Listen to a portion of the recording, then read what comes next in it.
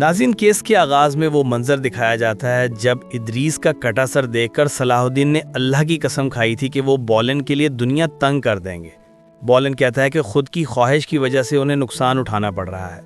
صلاح الدین کہتے ہیں کہ قدس ہمیشہ سے مسلمانوں کا تھا، اور وہ انہیں للکار کر کہتے ہیں کہ اپنے استاد کی جان کے بدلے سپاہیوں کو فوراً واپس بلا لیں۔ وہ بہت سوچنے کے بعد پسپا ہونے کا فیصلہ کرتا ہے اور کہتا ہے کہ وہ جداس اس کو جلد ان کے قبضے سے نکال لے گا اور ایبلن میں شکست ان کا انتظار کرے گی۔ صلاح الدین کہتے ہیں کہ وہ واپس اپنے قلعے میں جا کر اپنی موت کا انتظار کرے۔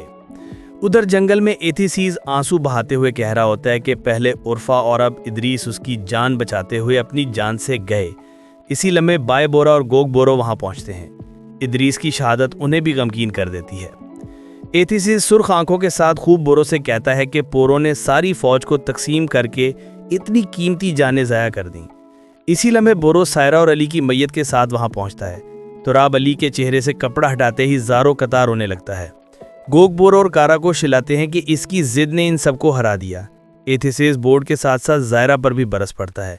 ادریس کی شہادت کا سن کر بورو چاہتا ہے۔ اسی لمحے سلطان پہنچتے ہیں اور علی کی میت پر ہاتھ رکھتے ہوئے انا للہ و انا الیہ راجعون کہتے ہوئے اس کا چہرہ ڈھانپ دیتے ہیں۔ بورو کہتا ہے کہ اس کے پاس وقت بہت کم تھا۔ وہ سائرہ کو صلیبیوں کے رحم و کرم پر نہیں چھوڑ سکتا تھا، لیکن سلطان کے غیظ و غضب کے سامنے اس کی کسی بات کی کوئی وقت نہیں رہتی۔ وہ ایبلن کے لیے فوراً فوجی خیمہ تیار کرنے کا کہہ کر وہاں سے چلے جاتے ہیں، اور پیچھے بوڑو کے ساتھی بھی اس پر افسوس کرتے ہوئے آگے بڑھ جاتے ہیں۔ قدس میں ولیم سبیلا کو بتاتا ہے کہ لارڈ گائے مر چکا ہے، جس پر وہ خوشی سے پھولے ملی سماتی۔ ایبلن میں بولن جاپلین سے کہتا ہے کہ سورماؤں کی موجودگی سے ایبلن محفوظ رہے گا اور وہ خود کسی بھی صورت جداس کو قید سے نکالے گا۔ اگلے منظر میں بولن اپنے موگوں کو بتاتا ہے کہ بالآخر بولن دستے کو باحفاظت ایبلن لانے میں کامیاب ہو گیا۔ قدس سے بھی ایبلن کو فوج کی ترسیل نہیں رکنی چاہیے۔ لارڈ گائے کا پوچھنے پر ولیمز کہتا ہے کہ وہ جلد واپس آ جائے گا۔ ایبلن میں جداس کا کمانڈر بولن سے کہتا ہے کہ جداس کو واپس لایا جائے، جس پر وہ اسے تسلی دیتا ہے کہ وہ لائے گا، لیکن انہیں ایبلن کی ہر صورت حفاظت کرنی ہے۔ کیرٹ میں کمانڈر میلا کے پاس بولن کا خط لاتا ہے، جسے پڑھ کر وہ کہتی ہے کہ بولن صلاح الدین کو پکڑنے میں ناکام رہا، اب وہ بھی بولن کی مدد نہیں کرے گی، اور وہ قدس جا کر حالات کا جائزہ لینے کا فیصلہ کرتی ہے۔ اگلے منظر میں گوگ بورو جداس کو باندھتے ہوئے اس کی بکواس سن کر زوردار مکہ رسید کرتا ہے۔ سلطان وہاں آتے ہیں اور بورو کو بلانے کا کہتے ہیں۔ ادھر زندان میں بورو سائرہ سے کہتا ہے کہ اگر وقت بار بار خود کو دوہرائے وہ پھر بھی اس کی مدد کو آئے گا۔ اسی لمحے گوگ بورو سے لینے آتا ہے۔ باہر پھانسی گھاٹ کے سامنے سلطان بورو کی پھانسی کا فیصلہ سناتے ہیں۔ بورو اپنی صفائی میں کچھ بولتا ہے اور سائرہ گڑ گڑاتے ہوئے سلطان کے قدموں میں گر جاتی ہے، لیکن وہ سائرہ کو بھی جلا وطن کرنے کا فیصلہ سناتے ہیں۔ ایسیسیز کہتا ہے کہ سلطان کا فیصلہ انصاف پر مبنی ہے، جبکہ کاراکوش اور گوگ بورو بورو کے حق میں بولتے ہیں۔ بورو کہتا ہے کہ 4 قلعوں کی فتح سے وہ مغرور ہو گئے ہیں، لیکن اس کا سر تختے پر رکھ دیا جاتا ہے۔ شام میں اصفانی اور اماد قاضی فاضل کو ابلین کے محاصرے اور عزیز اور علی کی شہادت کی خبر دیتے ہیں، جس پر وہ فوراً سلطان سے ملنے کے لیے روانہ ہو جاتے ہیں۔ اندر شمسہ اور فاطمہ خاتون آنے والے بچے کے لیے کپڑے بنتے ہوئے دعا کرتی ہیں کہ وہ رسول اللہ صلی اللہ علیہ وسلم اور اہل بیت کے راستے پر چلے اور آپس میں اتفاق سے رہے۔ ادھر پھانسی گھاٹ اٹمی کو بورو کلہاڑا نہیں اٹھاتا تو اٹ سے سلطان کے حکم پر سامنے آتا ہے۔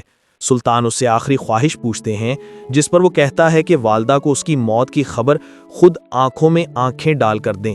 تراب آگے بڑھتا ہے اور سلطان کی گردن پر تلوار تانتے ہوئے کہتا ہے کہ بورو کو جانے دیں، بورو نے ہمیشہ اپنی جان پر کھیل کر ان کی جان بچائی ہے۔